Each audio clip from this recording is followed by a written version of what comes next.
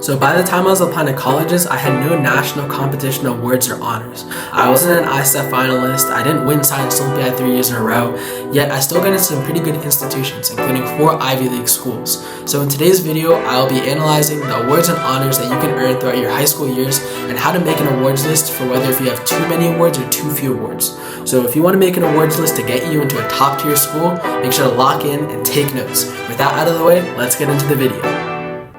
So throughout high school, there are 3 main categories of awards that you can earn. So for academic awards and honors, these are generally some of the easiest awards to earn. You basically get them for just being a good student, whether that be honor roll in your school, AP Scholar, PSAT National Merit Finalist stuff. The best way that you can guarantee an academic honor is to simply just study and work hard. Work hard to study for that PSAT so you can maybe get National Merit Finalist.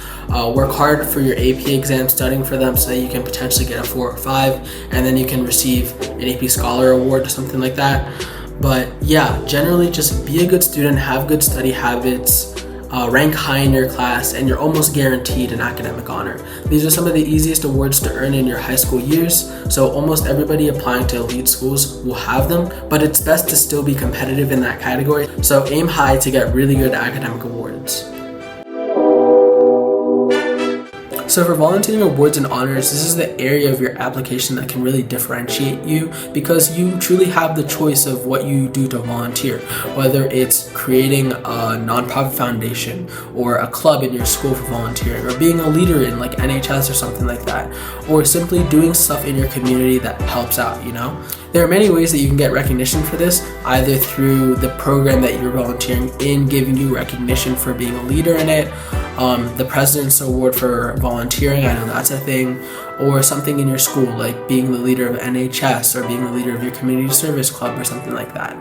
There are plenty of different avenues for this category. It really is up to you and what you're passionate about and how you want to benefit your community, but it's definitely very good to put this on your application because it shows that you not only have a commitment to yourself, but you have a commitment to benefiting your community and the people around you, which is what colleges want to see in students. Alright, now we have the most broad category out there, extracurricular awards and honors. These are primarily going to be competition based because if you're going to be good and passionate about something, you better beat other people out there. So this is stuff like what I mentioned earlier, ISEF, International Math Olympiad, Science Olympiad, music competitions, art competitions. Anything and everything that you're interested in, there's probably a competition for it, and you better be winning that competition. So there are plenty of videos out there on like how to get research for ISEF or something like that, or like just how to prepare for competition, so I'm not going to be going over that now, but what you need to know is that these extracurricular activities or extracurricular awards and honors are probably going to be the most important stuff on your honors and awards list because they're truly going to differentiate you and your interest from another applicant's. So go out there and win those awards. Alright, so by the time you're applying to colleges, you're either one of 2 people. You're either the guy with so many awards that you can't pick just 5 to put in your list, or you're like me, the guy who was struggling to find awards to put on their list. So if you were the first guy, first of all, congratulations, you worked very hard, we're all very proud of you. But one of the best strategies that I found to put more awards than you're given or you're allotted space for, because you remember you're only allotted 5 slots for awards on your list, is to clump awards. So basically you have different categories of awards as one slot. So say you have like music awards as one slot, right? Say you played a whole bunch of instruments and you won a whole bunch of competitions. So you can basically like write the name of the competition that you won and then like in parentheses like the categories and the placement, so like violin, 2nd place, cello, 3rd place or something like that. Or if you have a whole bunch of different music competitions, you can basically write music and then name like each competition and what you placed in and what instrument you played in, something like that. I know that was a pretty convoluted example, but like clumping different awards on one slot of the 5 that you're given for your list is one way that you can put a lot of awards in one award technically. And then if you have a lot of categories, like if you're good at music, you're good at like ISEF or in research, or you're good at science competitions, you can even put even more awards. So that's probably the only piece of advice that I have for you overachievers with like 15 awards. but I think you guys are in a pretty good spot for college applications. Now, for my people, the people who didn't have that many awards to put on, you're basically going to just put on what you can. Like, for me, you're going to see later in the video, but I was really kind of struggling to put some stuff at the end. So if it's clubs like NHS that you're not really a part of, or you're not have a leadership position in, you can put NHS as an honor because you're a part of that honor society. Or you can put NEHS, the National English Honor Society. Any honor society that you're in and you don't have a leadership position in, because if you have like any leadership or any significant position in an honor society, put it as an extracurricular. But if you don't, put it as, if you don't have any like leadership and stuff like that, put it on as an honor or award. That's one of the strategies that you can use to try to extend that list. And then you can put stuff like honor roll, that's definitely fair game, stuff like that. But yeah, for people like me who didn't have that much to put on, or not as impressive awards wise, just put on what you can. At the end of the day, it's just another part of your application. Remember this big idea of everything in your application works hand in hand together. So admissions officers aren't really going to be like, oh, this guy has some pretty weak awards, we're not going to let him in. So do what you can, put what you can on. If you're not filling up all those 5 spaces, don't really worry about it. It's not something you can change in a minute. If you win awards in your senior year, you can always like email the admissions office like, hey, I did this, and this at post submission to your college application. I did this, and this, and I won this. I would like to add it to my application. That's definitely fair game. I've had friends who've done that. That's definitely a very good strategy for you to use. But yeah, that's kind of it. Alright, so now I'm going to be showing you my honors and awards list that I submitted to colleges. Alright, so let's get into my honors and awards list. My first award was my national merits and my finalist stuff. I got the notification for this late last year, and I put it on my awards list as the best award that I got throughout high school. It was a national level award. I don't know if people across the world can do it, or if it's just in the US.